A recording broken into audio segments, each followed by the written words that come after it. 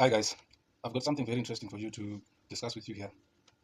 It's all about religion, right? There are certain things that you might not have ever thought about in terms of religion. So I just want to give you some eye openers. I'm not here to change your belief system. I'm not here to denounce the existence of God. I know God exists without any doubt. But the only problem that I have are books that are written and given to us, and we are told that it's the word of God. So let's take a look at the Bible. We all agree that all the stories that are written in the Bible, they are stories that happened around the Middle East area. Areas like Syria, Jordan, Jerusalem, Damascus, uh, Egypt, right? To name but just a few. That area is the Middle East. And we all know the type of names that come from that place, right? But now, take a look here. Let's take a look at the main characters of the Bible. Have you ever noticed that all the main characters in the Bible, they have European names?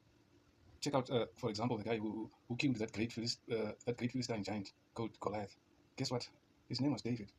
A European name. His name was David. Even the closest disciple of Jesus, his name was Simon Peter.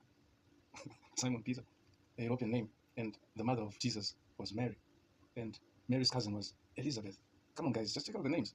Okay, all those are European names. You might say they translated the literature and they put European names in it. But that's not how you translate historical documents. You don't change the names of people. You don't change the names of places. Can you imagine? Let's say here in Africa, we want to write American history, American stories. Let's say we want to write about the first man to go to the moon. We all know his name was Neil Armstrong, but now we want to translate it into our own native language. Like say we want to translate it into Shona, and then we say the first man to go to the moon was Farai Chimboza, and then we write it down and we give that information to some people elsewhere, and we start teaching them that the first man to go to the moon was Farai Chimboza. Come on, guys, does that remain to be a historical fact? The fact that you've changed the name of the guy from Neil Armstrong to Farai Chimboza, automatically that's no longer a historical fact. And how can we rely on that information as historical documents? Huh? Can we actually rely on that? Another example, take a look at the highest angel. The highest angel, his name is called Michael. Hmm? A European name called Michael. This time you're calling upon the angel Michael to come and save you from your troubles. You're calling a European guy called Michael. So you actually see that this was deliberately done to make themselves appear as the heroes, so that whenever you see them, you adore them. The guys with the biblical names. I don't know. I just want to hear your thoughts about this issue. Why did they put European names in the Bible? And we all know that all those stories happened in the Middle East. Huh? There are certain names which they just left like that. Names like Nebuchadnezzar. Maybe that one remains a Middle Eastern name. I'm not sure about that because I don't think in English or any European language there's a name like Nebuchadnezzar. I don't think so. I don't.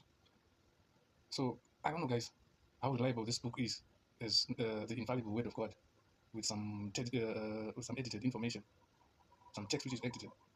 I don't know. It's just an eye opener for all of us to see. Maybe God is going to help us one day. But I think us as Africans, we really need to think about such issues. There are people who hear from God and then they write it down for us and then they bring it to us. Us from this end, we can't hear from Him. We don't hear from God. It's them who hear from God and then they write it down for us and bring it to us. And it comes like, and hear the words that the Lord has spoken. And God said, and God said. It's kind of brainwashing, huh? Yeah. So that's the story. Thank you.